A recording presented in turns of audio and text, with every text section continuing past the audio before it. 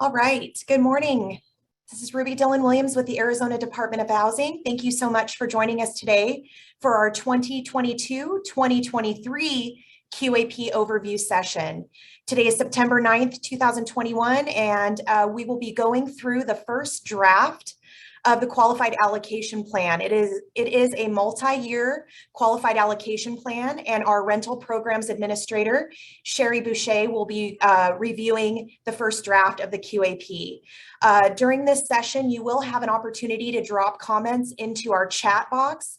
We are recording the comments that are uploaded there. And if we don't have an opportunity to get through those questions today, we will be following up either through a clarification posted online, or you will see our addressing of those comments in the next draft of the QAP. Before we get started, I would like to introduce Director Tom Simplot, who would like to share a few words with you this morning. Good morning, everybody. Thank you so much for joining us for this public meeting. This QAP reflects your comments, the comments you have made to us over the course of the past 2 months. I believe it was 10 different sessions and over 100 different participants, and that's you. And hopefully we hit the mark. So we look forward to hearing your feedback today. I'll be listening in for the entire time, but truly the credit that could go around not only goes to you, every one of you who participated in the outreach, but to Ruby and Sherry. Thank you so much. We really look forward to hearing your comments, good or bad. That's what this meeting is for. So thank you. Ruby, I'll turn it back to you. Great. Thanks so much, Director Simplot. And Sherry, I'm going to turn it over to you to start our presentation. Hopefully you all can see the screen. And Sherry, you're good to go. Great. Thank you, Director Tom, and thank you, Ruby. And good morning, everyone. So we're happy to have you here and going over our first draft to the QAP. As the director mentioned, we had 10 focus groups with over 100 attendees, and based on that feedback we received, we worked with our consultant, Novogradic. We have Mark Shelburne on the line, he's our consultant, to revamp the QAP and develop potential solutions for some of the primary concerns that we received during that initial outreach. So ADO released our first draft. It is on our website. If you haven't had an opportunity to take a look at it, it is for the 2022-2023 QAP, and it, as you've seen, is significantly different from last year's QAP. So we wanted to hold this virtual session to prepare and provide a high-level overview of the draft and create an opportunity to hear from you all and provide feedback. As Ruby mentioned, you can submit comments or questions in the chat. They will all be documented as part of our outreach process and our feedback process. And we want to stress the fact that we do want to hear from you about the concerns and questions you have, because it is significantly different than last year's. And we're consolidating all those comments, and we'll be assessing the best way to incorporate that feedback in our next draft that we will be releasing soon. So I'm going over the timeline in our next slide so we can kind of give you an update on that. But some of the overarching changes I wanted to kind of bring to everyone's attention is that it is a 2-year QAP, and the QAP was significantly shortened and streamlined from last year's. We are about under 40 pages right now in the current draft, and the previous QAP with all its attachments and inclusions was almost 300 pages or over 300 pages. So a very significant change there, and wanting to create a more easy read and a more easy document for everyone to utilize.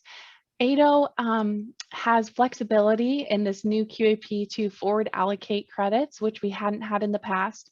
And we also reduced the underwriting criteria to only have 2 full underwritings at application and 8609, and only technical reviews at the 10% test and equity closing, based on feedback we received.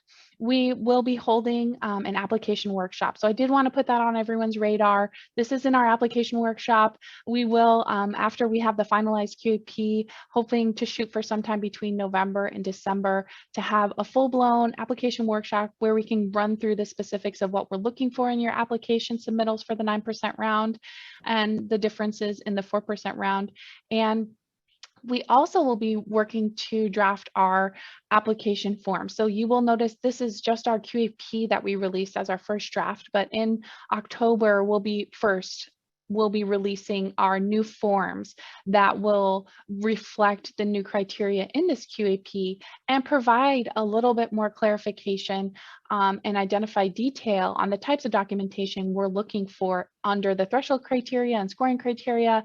We will be consolidating those forms into one workbook for 4% and one workbook for 9%. So not having to go all over the place with a lot of different forms, everything will be under one Excel workbook for y'all.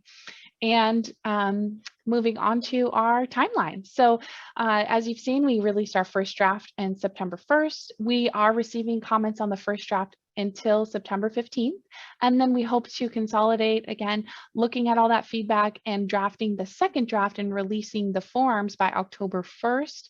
And then another comment deadline. So we want to hear from you all from that second draft and hear your feedback on the revisions that were made up until October 15th.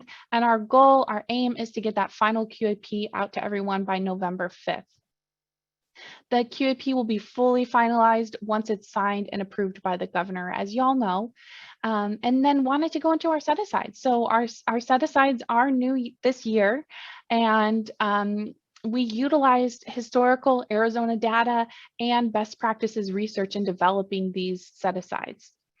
The first is our rehabilitation set-aside, which includes rehabilitation of existing projects and hotel conversions. We'll have a maximum of 3 awards under this set-aside. And what we thought was very interesting, and I've included the summary on this slide, is that in looking at the past 7 years, we've had a significant decrease in the number of rehabilitation projects that were funded under the 9%. And Arizona is one of the leading states when it comes to losing our affordable housing units from our portfolio. So creating this set aside for rehabilitation projects will help create a mechanism for projects seeking resyndication. It will help prevent the loss of affordable housing units for our community members. And another benefit of creating a separate set aside for rehab projects is that it provides an opportunity to assess project criteria that is specific to rehabilitation projects that aren't applicable to new construction, and vice versa. And finally, rehabilitation projects generally use less credits per unit. So that will help our state create and preserve more affordable housing units, which we desperately need. In looking at the chart above that you see right here, you can see that in 2015, we're able to create and preserve around 900 units, affordable units, using 14 million in tax credits.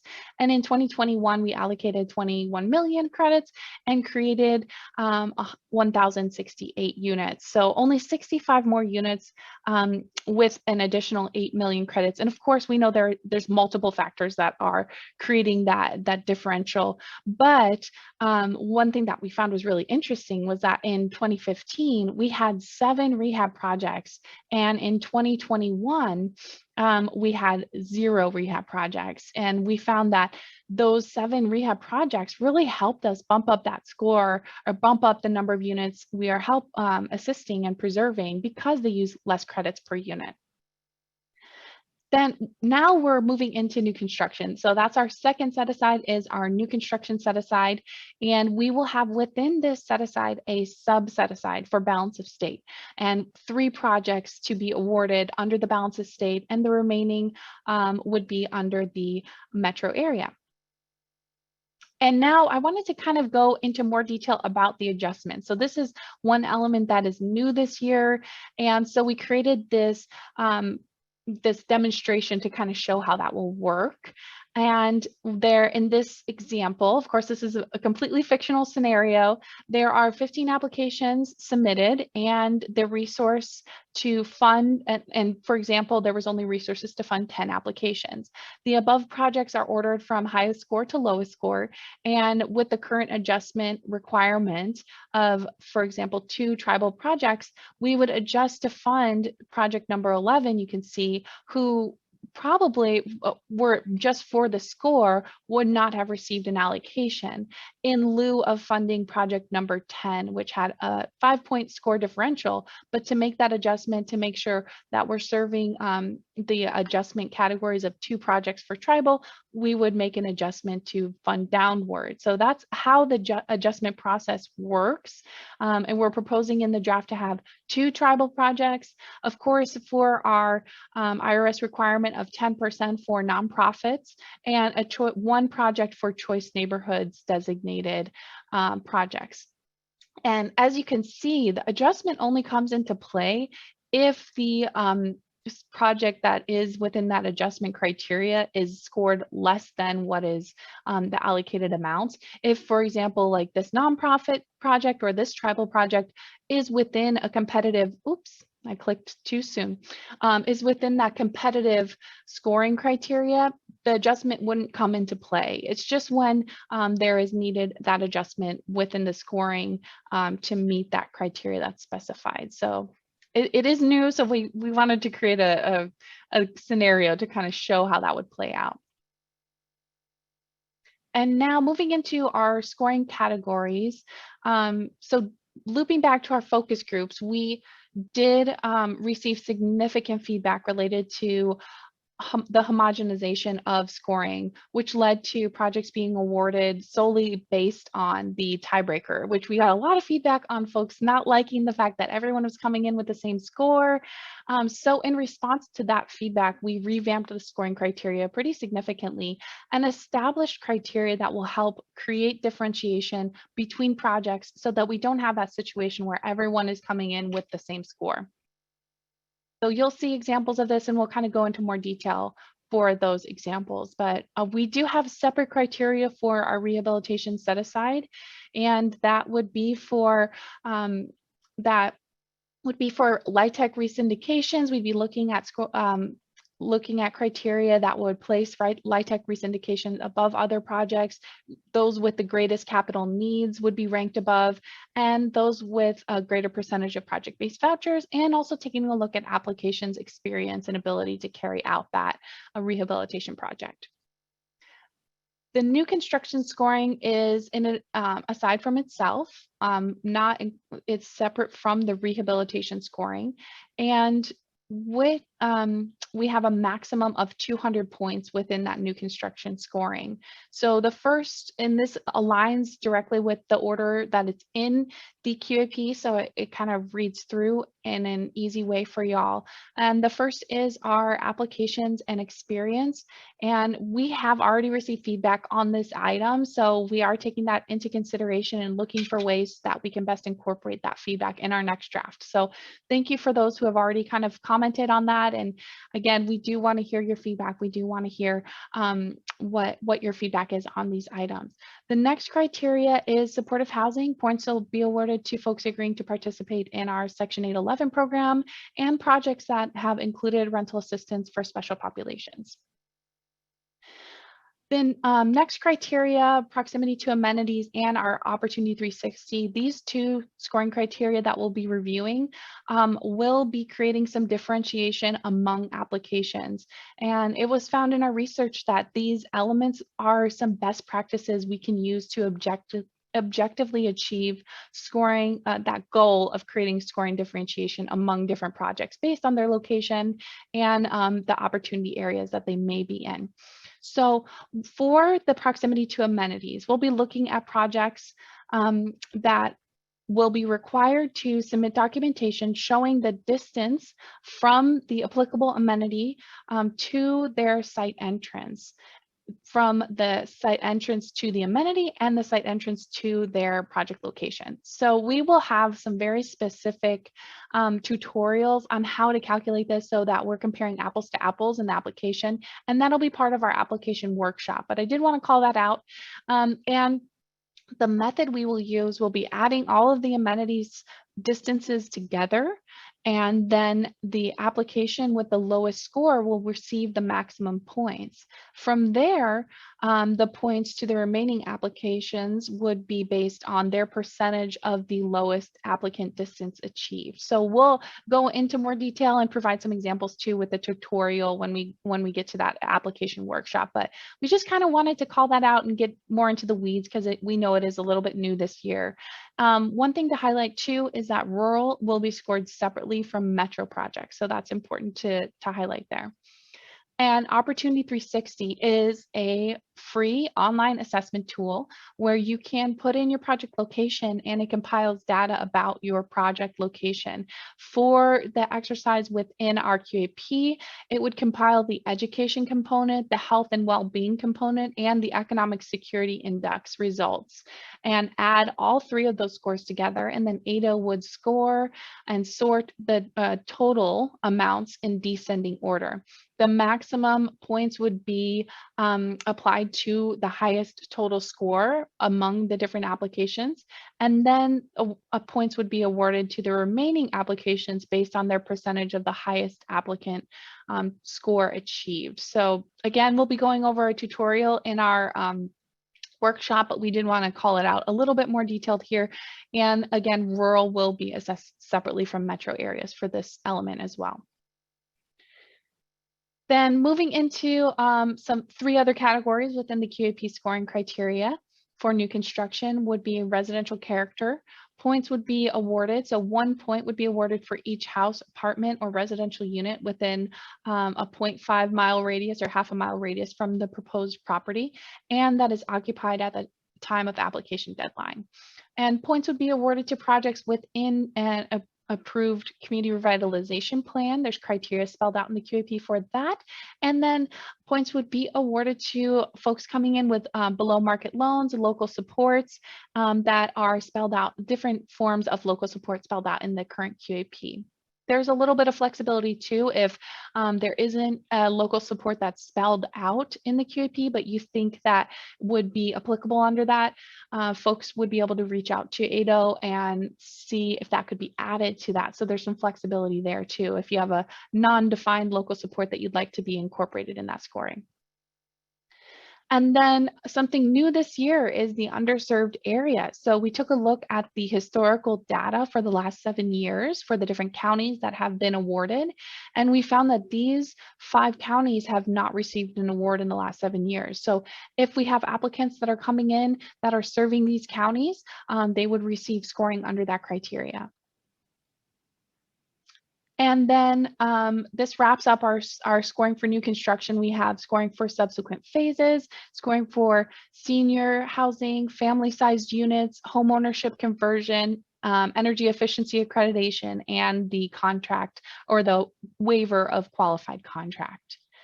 And we do hope with this new criteria that we will see differentiation among project scores and we will not need a tiebreaker. So that was our goal, is to not have projects dependent on that tiebreaker. But in the event that we do have a tie between 2 projects, we did put a potential tiebreaker in there if we do need to exercise it. And that tiebreaker would compare the number of years that that applicant committed to extend their affordability. And then we would take a look at, say there's 2 applications that are tying. We take a look to see how many years one pledged to extend their affordability versus the other, and the one with the longest extended affordability would receive the award in that situation. Okay, moving on to exciting state tax credit applications. So very excited this year to have our first state tax credit program roll out, and the criteria was drafted in the QAP to allow for 4% and 9% projects from balance of state areas with a target of 1 balance of state project, and accepting applications for 4% projects for applications in the metro area. We do have a caveat in there that in the event we receive inadequate eligible applications under that 4%, that we would be able to make more than one award in the balance of state, either 9% or 4%. So we do have some flexibility built in there depending on what we receive.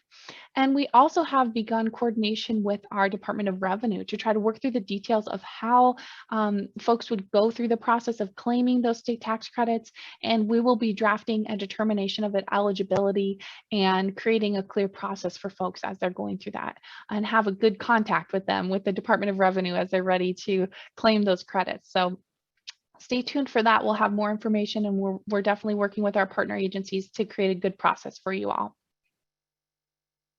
Then our 4% LIHTC applications. So this year we have clarified in the QAP to receive complete applications using the following criteria in descending order. So those folks that are requesting state tax credits, participating in HUD-RED conversions, and then including federal project-based vouchers in their stack.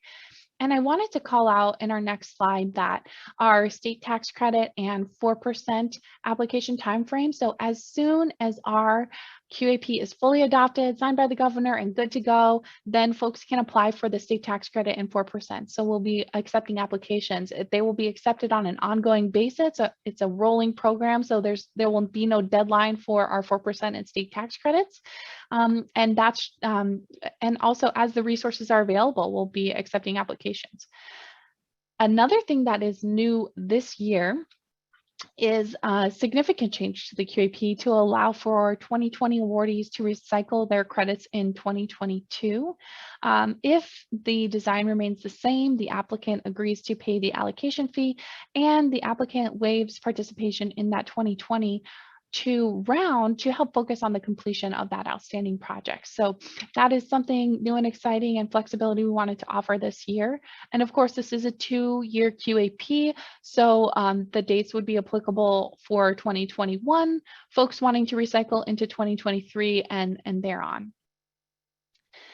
Another exciting new element of the QAP is the option for ADO to award LIHTCs to an application outside the QAP selection criteria based on one or more of the following considerations: unique construction methods, innovative approach to development, scale of community impact, regional distribution, unique funding or leveraging opportunities, and disaster recovery response.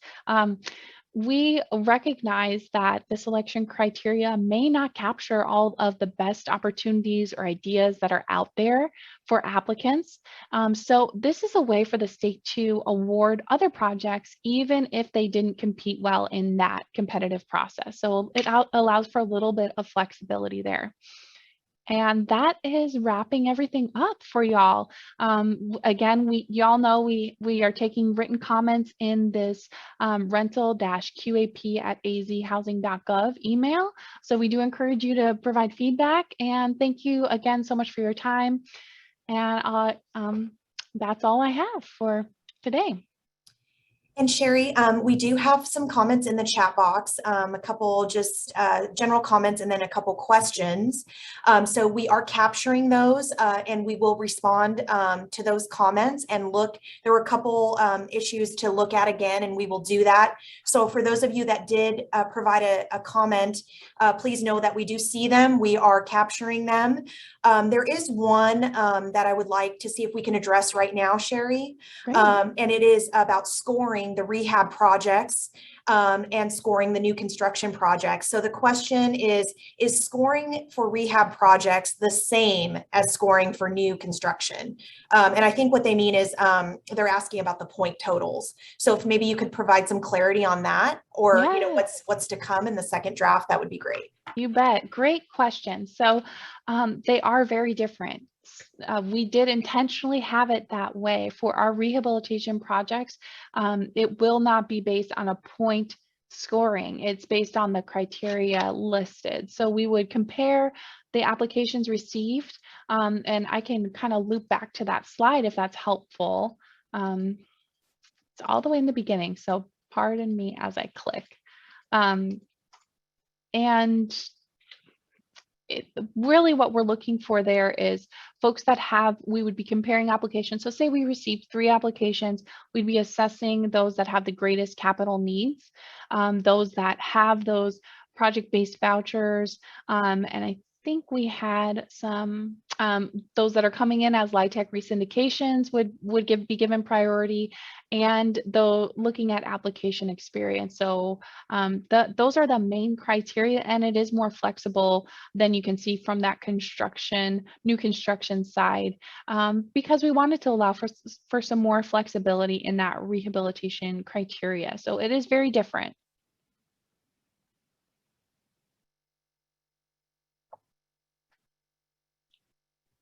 Okay, thanks, Sherry. Sorry, I'm reading as I'm coming back online here. I just want to make sure. Another general question we received was about the Opportunity 360 tool.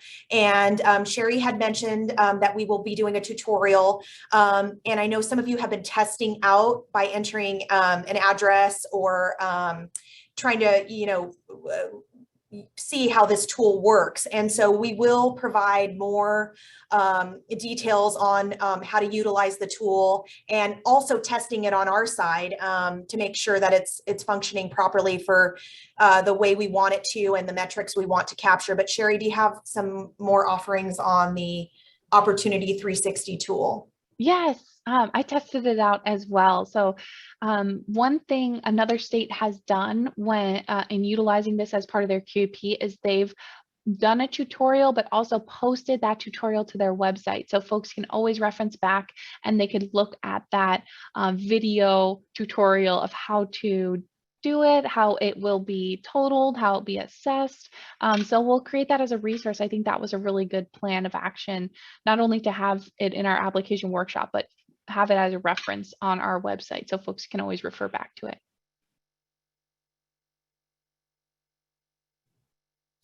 Perfect. I do see some underwriting questions that have come through, and also looking at the scoring criteria. Those are things that we will take into consideration. So we appreciate the comments that are coming through the chat, and we'll definitely, this is exactly why we presented this opportunity today. And so we will make sure that we provide you with some clarity on the comments received. They're coming in like crazy right now. Yeah. So trying to capture them. If anyone has a general comment that they'd like to share, I want to give you a few extra minutes here to drop that into the chat. Otherwise, we will wrap up today's session and again, follow up based on the comments received.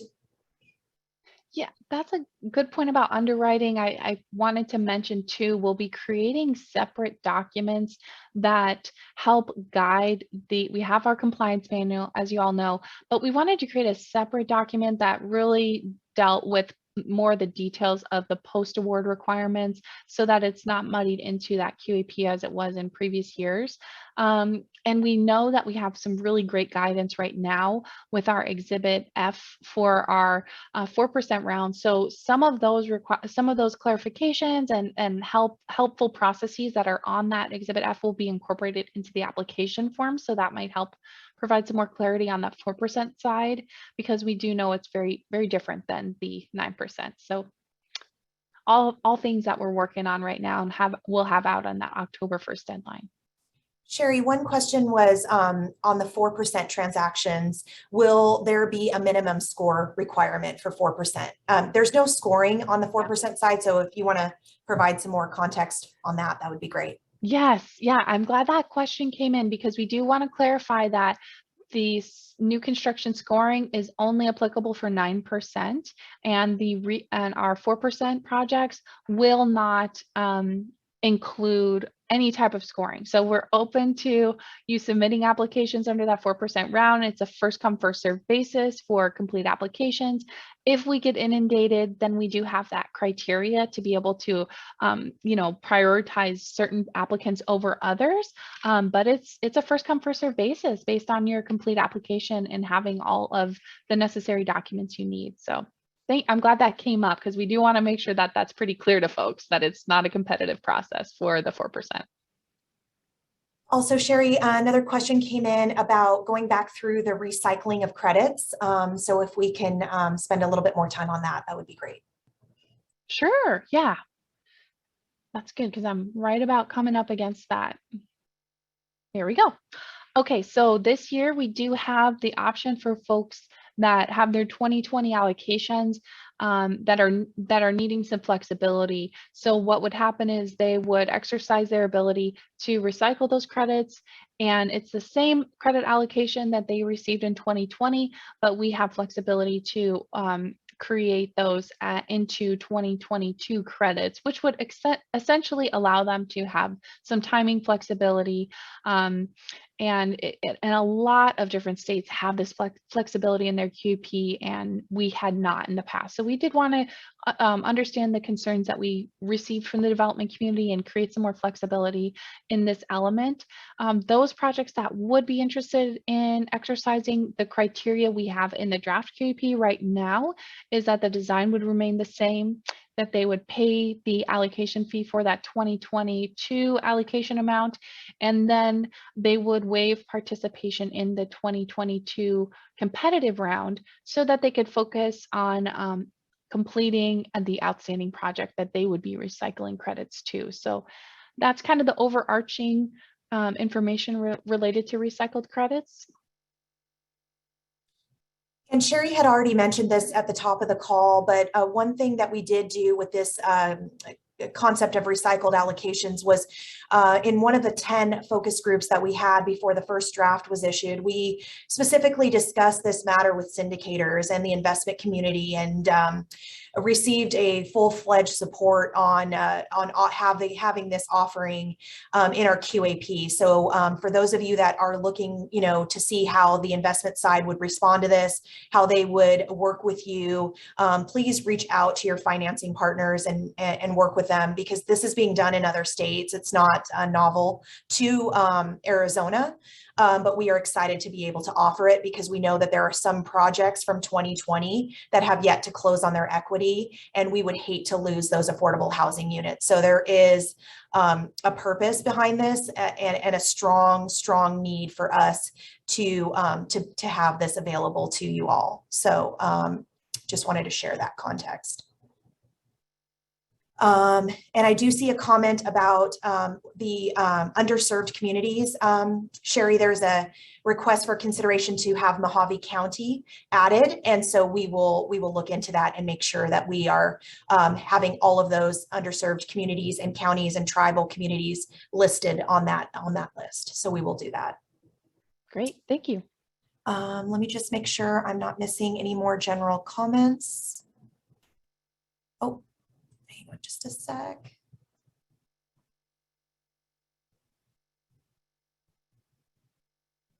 Okay, it looks like there's some more technical questions about scoring and the number of points available, and the ability to know how you rank against the other projects. And so developers are concerned that there's that unknown at the time of submission. So Sherry, anything to share about that that we can right now?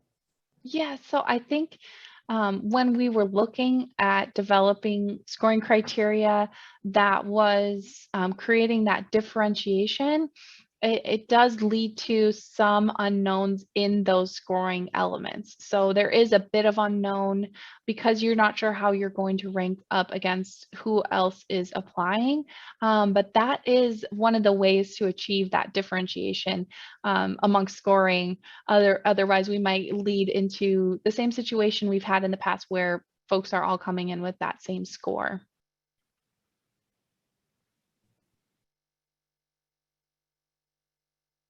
Okay, thank you, Sherry, and thank you for everyone that participated today. Again, we have captured your comments in the chat, and we are continuing to accept comments to the first draft of the QAP until September 15th. That includes comments to the state LIHTC as well. That comment period continues to remain open. So please feel free to share comments with respect to the state LIHTC as well. And we will be posting our second draft. If we can throw up that timeline again, Sherry, just so everyone can see it.